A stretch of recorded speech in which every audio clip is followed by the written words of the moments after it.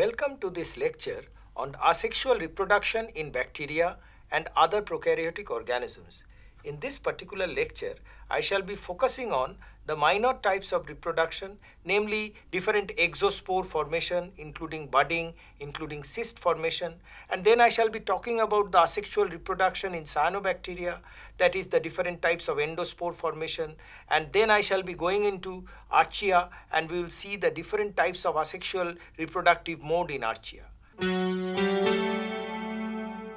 The first important role of bacterial reproduction is the exospore formation. You can see in this particular slide that is the exospore is in the form of thick-walled spindle-shaped spore, which is normally found in rhodomicrobium, and this particular spore is produced in chain and they are actually held by filamentous structure with swollen spindle-shaped body. This swollen spindle-shaped body is formed of thick peptidoglycan layer. It is without any dipicolinic acid, and at any point of time they get separate and they can produce a new bacterial cell. And this is the exospore in photomicrobium. But definitely during exospore formation, the photosynthetic activity is suspended because the metabolic rate is too low. So this particular structure is helping them to survive during unfavorable condition.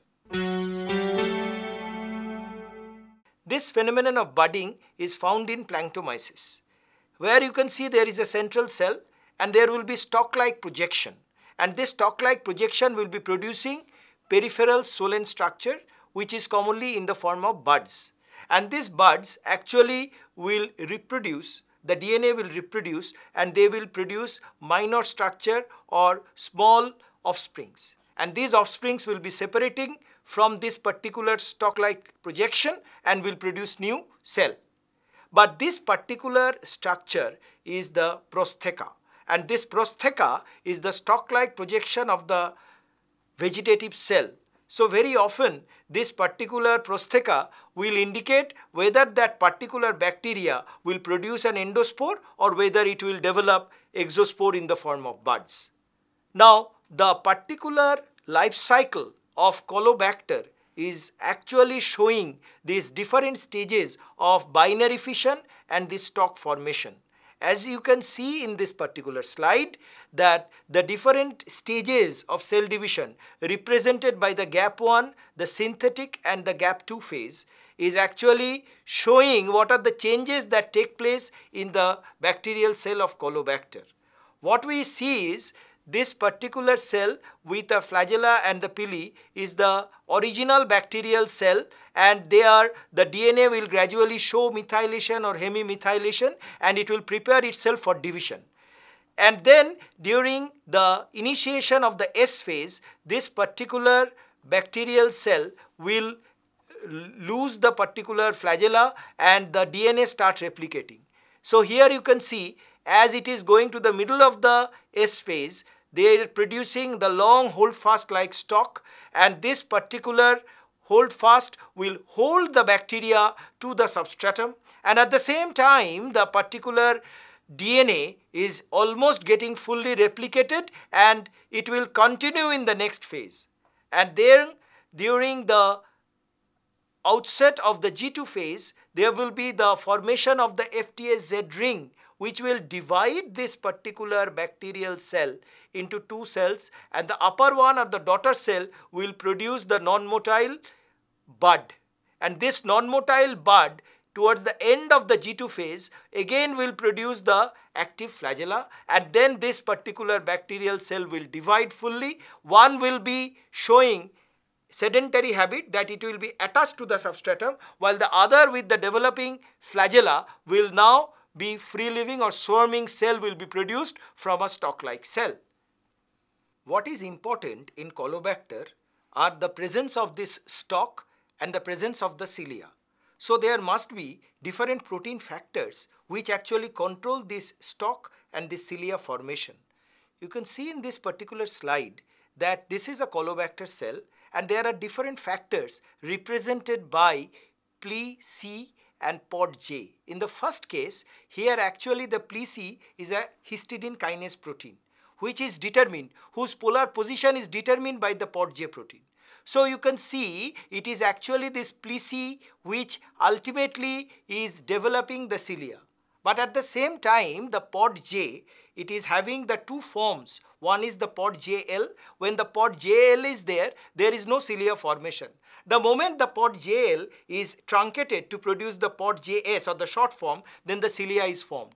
And at that particular point, the two cells separate. One becomes the swarming cell, one becomes the stalked cell. The same thing we see is in another case where the CCKA is the histidine kinase, whose position is being determined by the CTRA protein, and ultimately the same thing happens. Ultimately the grey cell with the cilia is given out as the swarming cell, and the white cell is sedentary with the stalk. In the same way, the div K and the div J, which actually determine the position of the poles.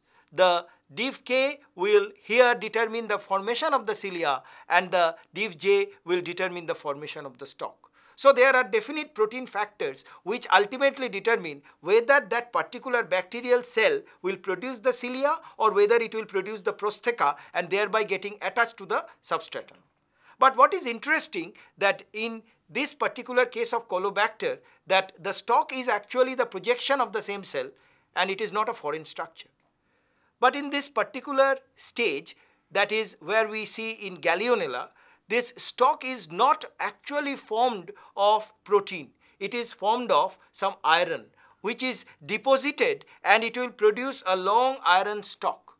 And this iron stalk is definitely helping the bacteria to attach themselves in the particular substratum, which can be a pipe, which can be the floor of a particular pond. But this Gallionella in this way is doing the deposition of iron in their body, and thereby they are doing some sort of biomining. Sir, I have a question. Iron being a heavy metal, does it impart any toxicity to the bacteria? You see, whenever a heavy metal is getting inside the cell, it will impart toxicity. But the bacteria is clever enough. The bacteria is depositing into the surface protein. So it is projected outside the cell. So in no way it is imparting the toxicity inside the cell, or it is inhibiting the metabolic activity inside the cell. So thereby this particular stalk is giving support to the bacteria, and on the other hand it is causing damage to us, because sometimes this iron deposition may lead to clogging of pipes, because this iron will be deposited on the surface and the bacterial colony will block the water flow in the pipe. Now cyst is another type of bacterial reproduction which is commonly found in Azotobacter, or here it is in Rhodospirillum. Now this particular Rhodospirillum cell, you can see gradually it is showing elongation and it is showing deposition of stored food. It is in the form of polyhydroxybutyrate. This white shaped structure is the polyhydroxybutyrate, and they will then divide inside a thick exine. And now you can see first there are 2 cells, then there are 4 cells inside a common thick outer cyst wall, and this cyst wall is also nothing special. This cyst wall is formed of peptidoglycan. Of course, when we see in case of eukaryote, there may be other components like in chitin or in form of other protein which form the cell wall. But bacterial cell wall primarily is neither formed of chitin nor it is collagen, but essentially it is a structure formed of peptidoglycan. But what is important here, that these cysts will deposit the nutrients, will remain there intact during unfavorable condition, and with the advent of favorable situation they will germinate and they will produce the new cells, and these cells can be swarming cells or the cells which are swimming away from the existing cyst. And what is important, the cyst will remain as empty shell, and this is called the husk. So in this particular Rhodospirillum centenum, you can see this unique life cycle which is alternating between cyst and the swarm cells.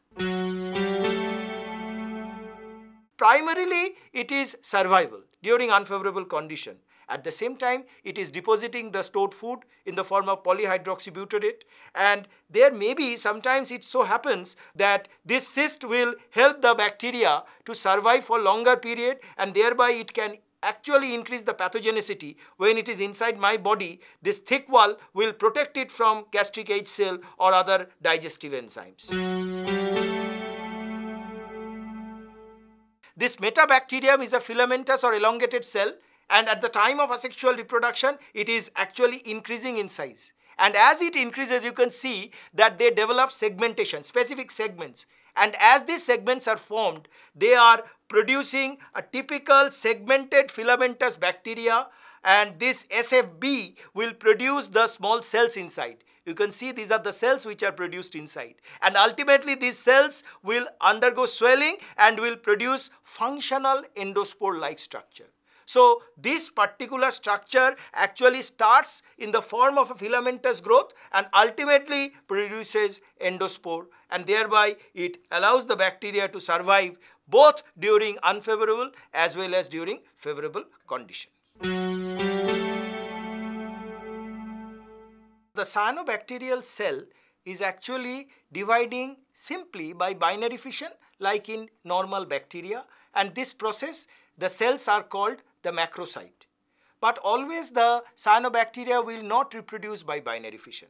Instead, they will grow in size and they will produce internal cells. And these internal cells or endospores are commonly known as biocytes, and they are commonly found in Pleurocepsa or Stanaria.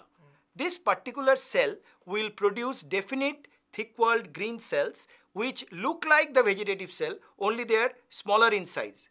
And they ultimately will be enlarged, the DNA replication will be there, and definitely they will produce an aggregate of cells in the form of a colony, and ultimately the parent cell will break, the biocytes will come out and they will germinate to produce the normal cell.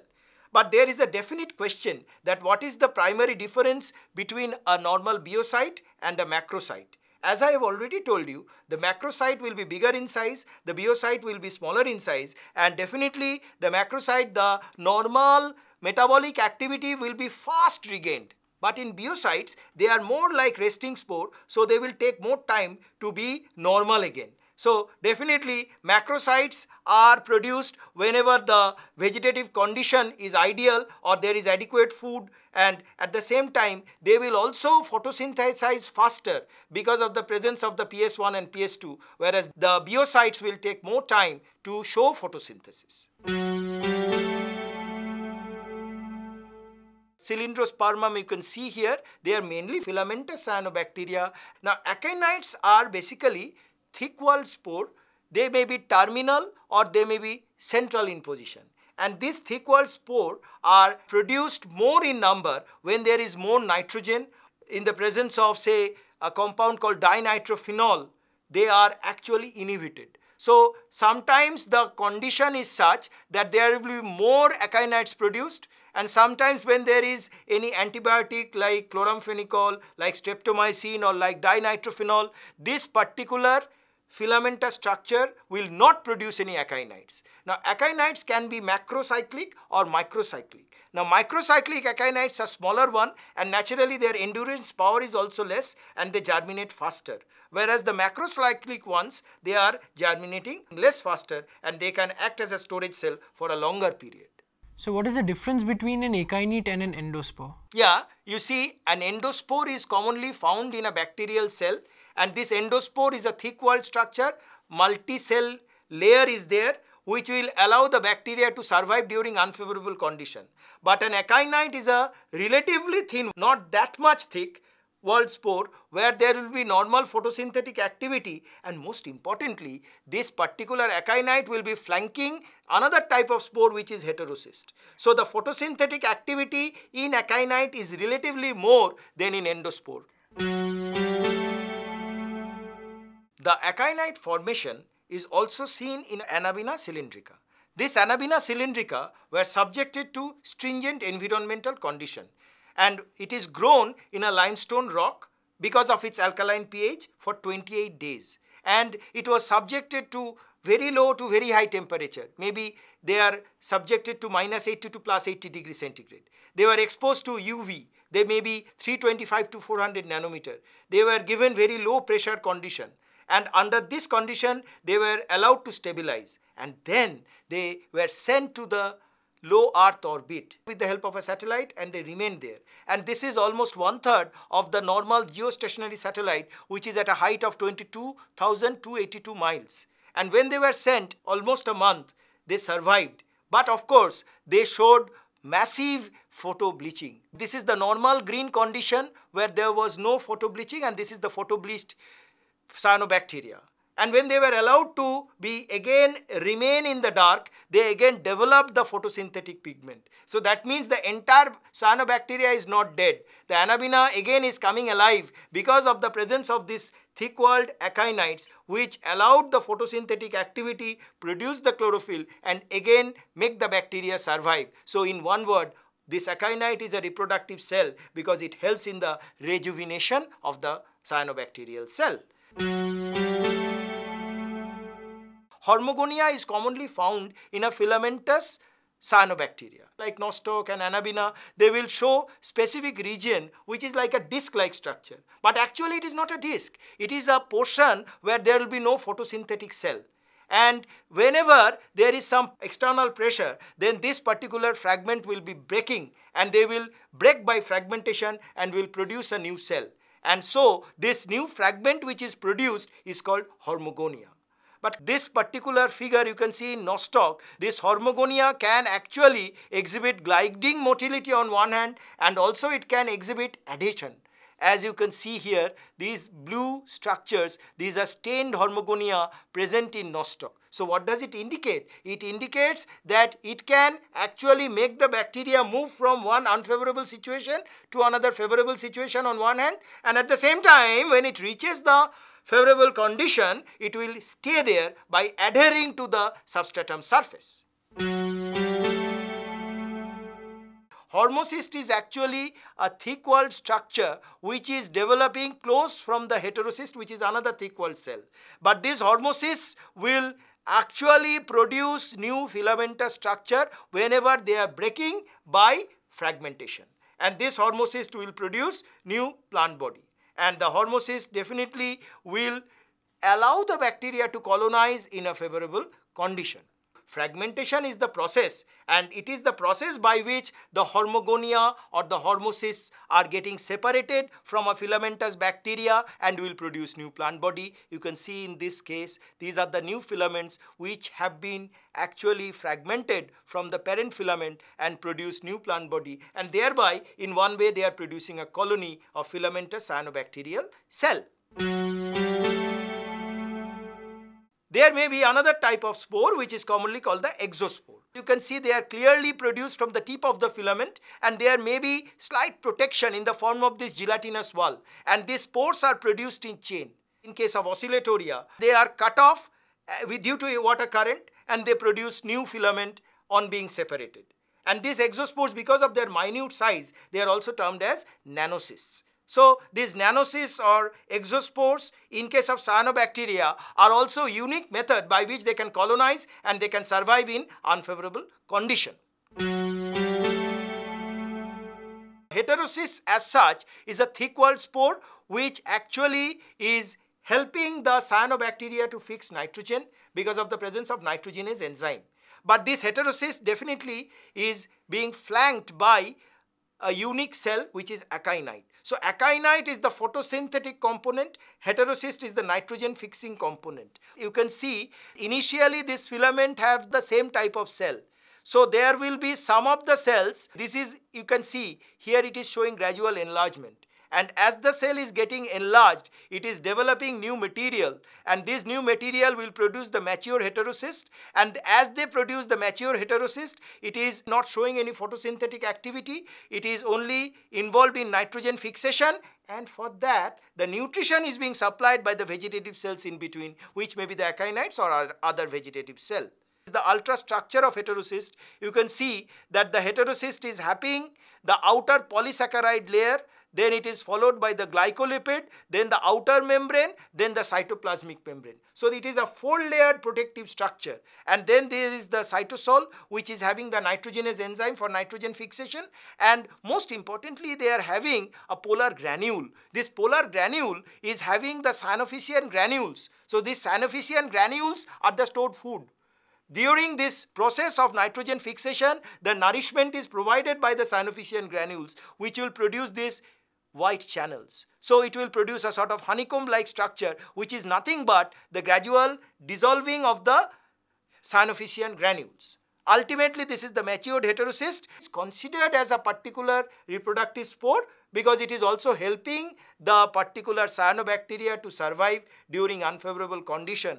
And here, when it is stained with fluorescent dye, this absence of red fluorescence will indicate that the heterocyst is matured enough because there is no pigment there. Photosynthesis is not taking place there, because whenever there is photosynthesis, there will be oxygen liberated, and this oxygen is not allowed inside the heterocyst. Sir, is Krebs cycle involved in heterocyst formation? That's a good question. Actually, you see, heterocyst, I told you the metabolic activity is less, and at the same time oxygen liberation is also less, so oxygen utilization might be there. So definitely that means oxygen utilization means Krebs cycle will be there. Now this Krebs cycle will produce a series of organic acid.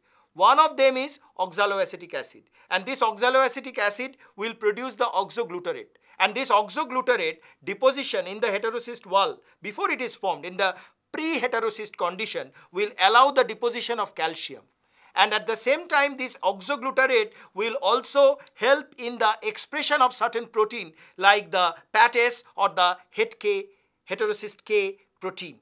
And the development of this protein or expression of this protein will allow the maturation of the heterocyst, and thereby we can say that heterocyst formation is somewhat related to Krebs cycle organic acid.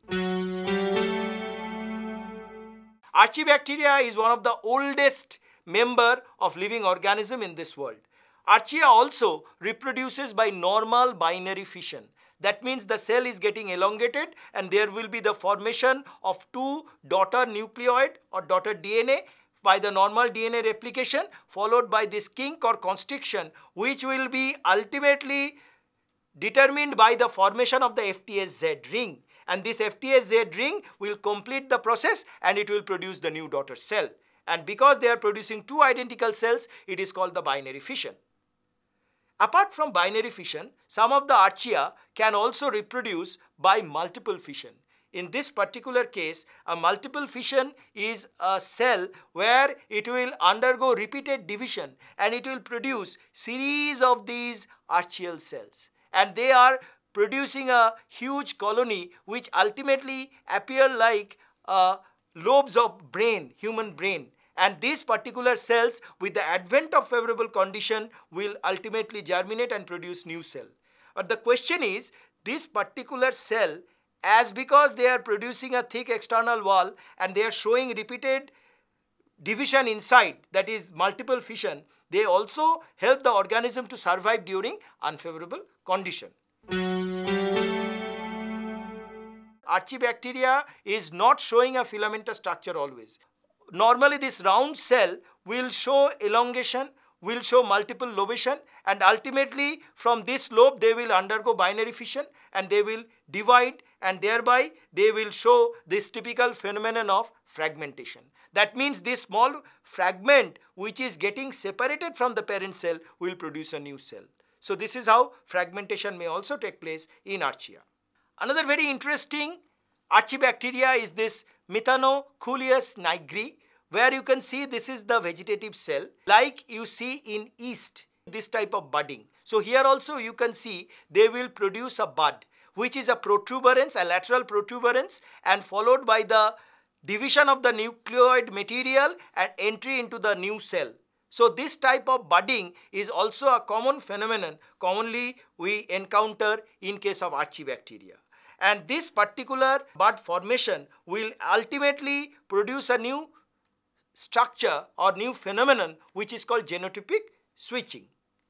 Now, what is genotypic switching? Can you answer? So, phenotypic switching must provide some form of sexual dimorphism in Methanocoelius nigri? It is not sexual dimorphism, but it is providing structural dimorphism. In the colony, sometimes the phenotype, it looks like a single vegetative cell. It will show elongation, so it becomes filamentous. So some of them are filamentous and they produce the budding. So the phenomenon of budding will make the cell change its phenotype. Some of them will be filamentous, some of them will be round or oval in shape. Clear? Yes, sir. The phenomenon of cell division in Archaebacteria is controlled by a unique group of gene which is commonly called the CDV operon. You can see in this particular slide that there are 3 specific CDV genes, the CDVA, CDVB and CDVC, and they are showing overlapping, and they are actually being purified and separated by SDS page. The proteins are separated and they are also detected.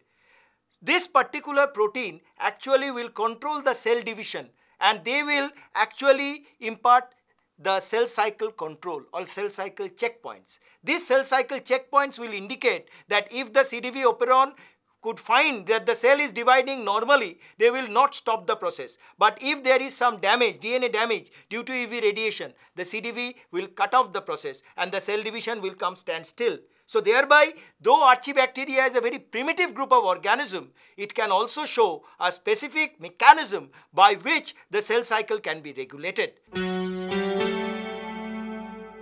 What we have learned today are the different modes of asexual reproduction in bacteria, in cyanobacteria, in Archibacteria. We have seen how the exospores and cysts are being formed. We have also seen how the endospores and the other types of asexual spores is formed in cyanobacteria. And finally, we have seen that how Archibacteria reproduces by binary and multiple fission or by fragmentation. And most importantly, we have also seen that how Archibacteria is reproducing, or how the reproduction by asexual mean is controlled in Archibacteria through CDV operon. Thank you.